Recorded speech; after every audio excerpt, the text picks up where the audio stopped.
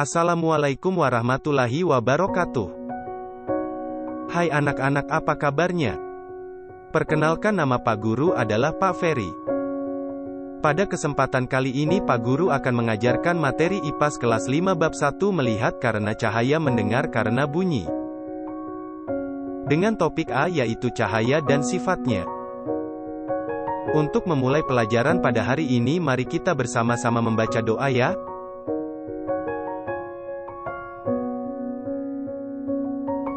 Nah, sebelum kalian lanjut ke materi ini, kalian terlebih dahulu harus memahami apa sih yang akan ditanyakan pada pertanyaan esensial kali ini. Pertanyaan esensial 1. Bagaimana cahaya merambat? 2. Mengapa ada bayangan? Apa yang memengaruhi bentuk bayangan? 3. Mengapa kita bisa melihat bayangan kita di cermin? 4. Bagaimana pelangi terbentuk? Kolam renangnya terlihat dangkal ya? Mengapa bisa begitu ya? Kamu tahu tidak, kolam renang itu selalu terlihat lebih dangkal dari aslinya loh. Kalian tahu tidak bahwa cahaya itu mempunyai sifat-sifat cahaya? Apa itu sifat-sifat cahaya?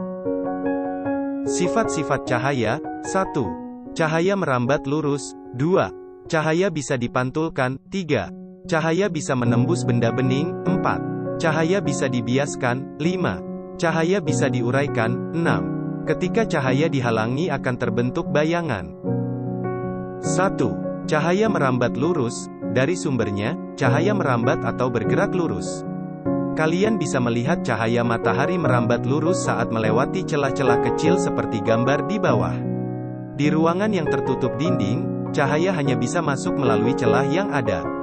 Bisakah kalian melihat rambatan cahaya yang lurus? 2. Cahaya bisa dipantulkan. Kita bisa melihat karena cahaya memantul dari benda ke mata kita. Jika tidak ada cahaya, maka tidak ada pantulan yang diterima oleh mata. Ketika kita bercermin, cahaya dari lampu merambat ke cermin. Lalu, cahaya tersebut dipantulkan ke mata kita. Akhirnya, kita bisa melihat diri kita serta apa yang ada di belakang kita. 3. Cahaya bisa menembus benda bening. Kita bisa melihat jelas melalui kaca jendela. Namun, kita tidak bisa melihat apa yang ada di balik tembok. Mengapa demikian? Perhatikan gambar di samping ini.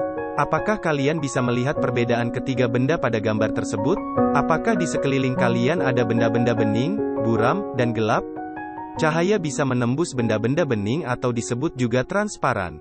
Oleh karena itu, kita bisa melihat dengan jelas benda-benda tertentu melalui benda-benda transparan, seperti kaca. Sebaliknya, cahaya tidak dapat menembus benda-benda gelap seperti contohnya tembok. Ada pula benda yang sedikit ditembus cahaya atau buram. Pada benda ini, cahaya hanya bisa menembus sebagian. Oleh karena itu, kita hanya bisa melihat benda dengan samar. 4. Cahaya bisa dibiaskan. Selain bisa menembus benda bening, cahaya juga dapat dibiaskan atau dibelokkan. Ketika menembus media yang berbeda, misal dari udara menembus ke air, cahaya bisa dibiaskan atau dibelokkan. Hal inilah yang membuat Aga, Ian, dan Banu melihat kolam renang lebih dangkal dari seharusnya. Ketika kalian mengamati ikan dalam kolam, posisi ikan yang terlihat oleh mata bukanlah posisi aslinya. Hal ini terjadi karena cahaya dibiaskan ketika menembus ke air. Peristiwa ini juga yang menyebabkan sendok terlihat bengkok ketika sebagian sendok dicelupkan dalam air. 5. Cahaya bisa diuraikan. Tahukah kalian bahwa cahaya putih merupakan gabungan dari berbagai macam warna? Cahaya matahari merupakan salah satu contoh cahaya putih. Cahaya ini bisa diuraikan menjadi warna pelangi menggunakan prisma transparan. Cahaya yang menembus prisma akan dibiaskan dan terurai menjadi warna-warna pelangi. Pernahkah kalian melihat pelangi? Kapan pelangi terbentuk di langit? Pelangi terjadi ketika hujan diiringi dengan sinar matahari. Air hujan bersifat seperti prisma yang akan membiaskan dan menguraikan cahaya matahari menjadi warna pelangi. Kalian juga bisa membuat pelangi sendiri dengan bantuan kaca dan air. 6. Ketika cahaya dihalangi akan terbentuk bayangan. Cahaya merambat lurus dan tidak dapat berbelok.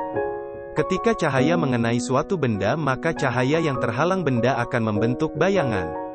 Perhatikan kedua gambar di samping ini.